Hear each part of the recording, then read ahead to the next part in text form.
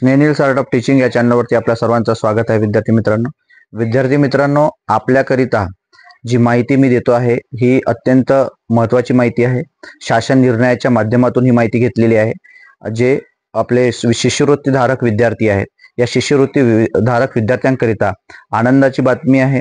कारण आपला आजपर्यंत जो काही फसवणूक होत होती आणि आपले जे काही आर्थिक भुर्दंड आपल्यावरती लादल्या जात होतं कॉलेजांच्या माध्यमातून किंवा संस्थेच्या माध्यमातून, जे प्रायव्हेट संस्था आहेत, मग या संदर्भातील माहिती हे आपल्याला असणं गरजेची आहे. आपले डोळे उघडणं गरजेचे आहे. आपण त्याकरिता जागरूक असणं गरजेचं आहे, अवेअर असणं गरजेचं आहे. विद्यार्थी मित्रांनो, हा जो व्हिडिओ तुम्ही पहिल्यांदा जर बघत असाल तर माझ्या या चॅनलला सबस्क्राईब करा, लाईक करा, जेणेकरून येणारी जी माहिती आहे आपल्यासाठी कायमस्वरूपी अपडेट असणार आहे.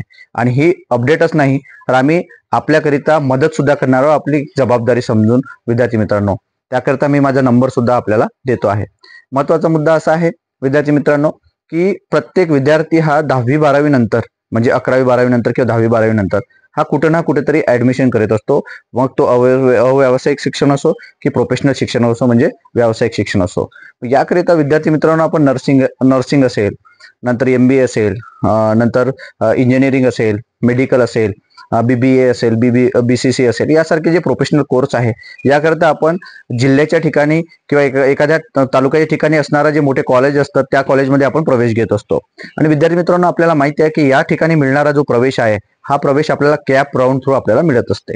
मग कॅप राऊंड थ्रू आपल्याला जो प्रवेश मिळत असते, म्हणजे आपल्याला गव्हर्नमेंट कोट्यातून ज्या काही कॉलेजचा इंटेक असते त्यानुसार आपल्याला कॉलेज अलॉट होत असतात. विद्यार्थी मित्रांनो, मग हे कॉलेज अलॉट होत असतात म्हणजे आपल्याला त्या पर्सेंटेजच्या किंवा आपल्या जे काही पर्सेंटेज असते, आपल्या मार्क्सनुसार आपल्याला ते कॉलेज मिळत असते आपापल्या कॅटेगरीच्या जागेज वाईज. म्हणजे आपला जो प्रवेश असते, जरी खाजगी कॉलेज असेल तरी आपल्याला प्रवेश हा गव्हर्नमेंट कोट्यातूनच मिळत असते. विद्यार्थी मित्रांनो, तरी सुद्धा आपण जर कॉलेजला गेलो तर आपल्याला कॉलेजवाले आपल्याला फीज मागत असतात. आणि आपण एक अनभिज्ञ असतो, आपल्याला माहिती नसते की आपल्याला नेमकं फीज म्हणजे आपण देतच असतो की कॉलेज म्हणल्यानंतर फीज द्यावच लागते. पण हे लक्षात आपण घेत नसतो की आपण स्वतः शिष्यवृत्ती धारक आहे. कोणत्याही कॅटेगरीतला विद्यार्थी असेल विद्यार्थी मित्रांनो, ओपन सोडून, तर त्या विद्यार्थ्यांना स्कॉलरशिप म्हणजे शिष्यवृत्ती मिळत असते. आणि ही शिष्यवृत्ती भारत सरकार मार्फत दिला जाते. जसे SC विद्यार्थी असेल तर 60 आणि 40, म्हणजे 60 आणि 40च्या जो काही रेशो आहे शिष्यवृत्तीचा, या शिष्यवृत्तीतून त्यांना या सर्व गोष्टी मिळत असतात. विद्यार्थी मित्रांनो, SC किंवा ST विद्यार्थी असेल तर त्यांना पूर्ण फीज ही शुल्क जे आहे हे शुल्क सरकार देत असतं. म्हणजे आपण शिष्यवृत्ती धारक आहे. विद्यार्थी मित्रांनो, उदाहरणार्थ आपण घेऊ की BEd कॉलेज असेल. BEd कॉलेजमध्ये जर आपण प्रवेश घेत असाल विद्यार्थी मित्रांनो, तर BEd कॉलेजमध्ये प्रायव्हेट कॉलेज असेल तर त्या ठिकाणी आपल्याला सांगितलं जाते की आमची एका वर्षाची फीज 40,000 रुपये आहे. म्हणजे एका वर्षाची फीज आमची 20,000 रुपये आहे. आणि 2 वर्षाचा जर BEd असेल तर 40,000 रुपये तुम्हाला लागेल. मग तो SC असो, ST असो की इतर कॅटेगरीचा विद्यार्थी असो, म्हणजे 2 कॅटेगरी संदर्भात. नंतर OBC जर असेल तर 50% आपल्याला शिष्यवृत्ती आहे. विद्यार्थी मित्रांनो, या माध्यमातून आपल्याला कॉलेजवाले काय करतात, आपल्याकडून फीज मागतात आणि आपण ते 20,000 रुपये फीज म्हणतात, तर ते 20,000 रुपये आपण देऊन देतो किंवा 10,000 रुपये आपण देऊन देतो. 10,000 रुपये ज्या वेळेला देतो विद्यार्थी मित्रांनो, ते 10,000 रुपये देत असताना आपल्याला ते कॉलेजवाले आपल्याला स्लिप देत नाहीत. हा महत्वाचा मुद्दा आहे. नंतर आपण ज्या वेळेला शिष्यवृत्तीचा फॉर्म भरत असतो त्यावेळेला आपल्याला कॉलेजवाले सांगतात की 0, या ठिकाणी आपण कोणतीही अमाऊंट टाकू नका. म्हणजे 20,000 रुपये जर फीज असेल तर आपला विद्यार्थी ऑनलाईन जेव्हा फॉर्म भरत असतो DBTचा जे शिष्यवृत्तीचा फॉर्म भरत असतो आपण, त्यावेळेला आपण 20,000 रुपये आपल्याला कॉलेजवाले टाकू देत नाही. त्या ठिकाणी आपल्याला कॉलेजवाले सांगतात की 0 टाका. म्हणजे कॉलेजवाले आपल्या पद्धतीने जी त्यांची फीज समाज कल्याणमधून सँक्शन झालेली असते त्याच माध्यमातून तेवढी ते फीज आकारत असतात. जे आपल्याला फीज किती आहे समाज कल्याण किंवा शासनाने देण्यात येणारी कॉलेजला, हे आपल्याला माहित नसते.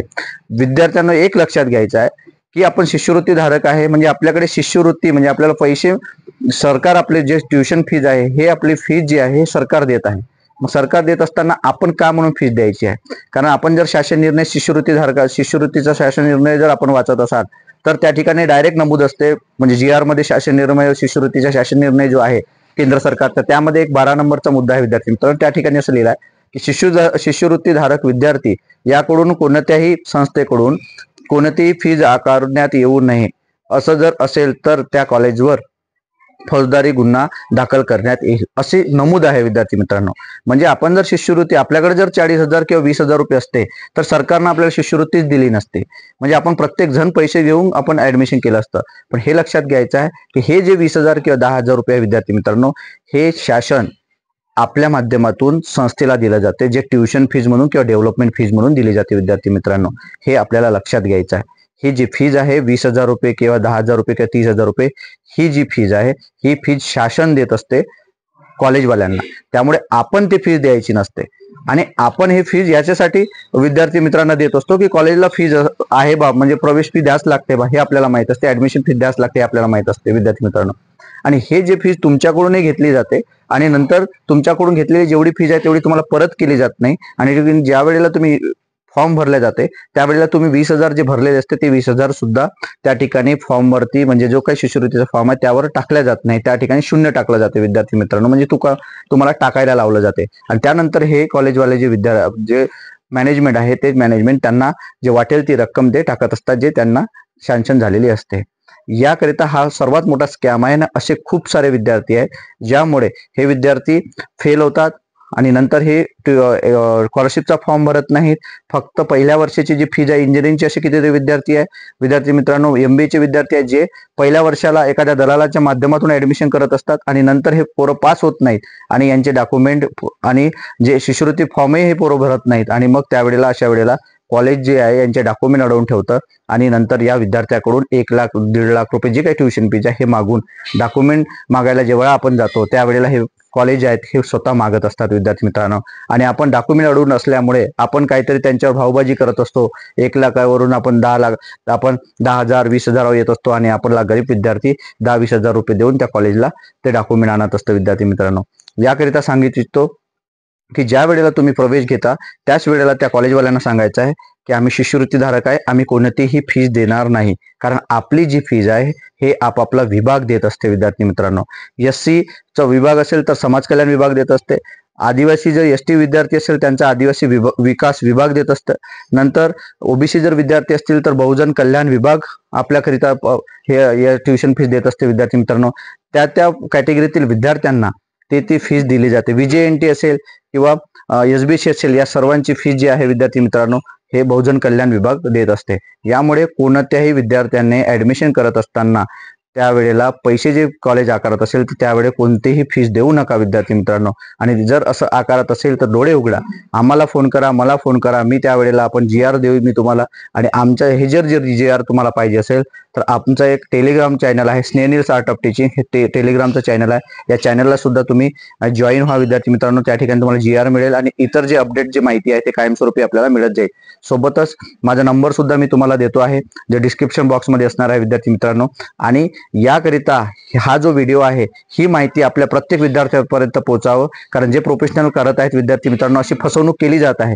आम्ही गेल्या वर्षी अशा कितीतरी विद्यार्थ्यांचे 10 ते 15 लाख पर्यंत DED असो की नर्सिंग असो यांची फीज वाचवलेली आहे, ज्यामुळे कोणत्याही पालकांवर आर्थिक भुर्दंड होऊ नये. कारण हे जे कॉलेजेस आहे हे कॉलेजेस राजकीय लोकांचेच आहे आणि ह्यातून पैसे कसे विद्यार्थ्याकडून उकळवायचे ह्या सर्व हा त्याचा स्कॅम आहे विद्यार्थी मित्रांनो. याकरिता प्रत्येक पालकांनी, प्रत्येक कर्मचाऱ्यांनी आणि प्रत्येक जो विद्यार्थी आहे आणि विद्यार्थिनींनी सतर्क राहायचं आहे, जागरूक व्हायचं आहे. आणि आपल्या विद्यार्थ्यांपर्यंत सर्व ग्रुपला शेअर करा, पालकांपर्यंत शेअर करा, स्टेटस लावा विद्यार्थी मित्रांनो. नक्कीच कुणाचा ना कुणाचा तरी या स्टेटसमुळे, या व्हिडिओमुळे विद्यार्थ्यांचा फायदा होईल. धन्यवाद.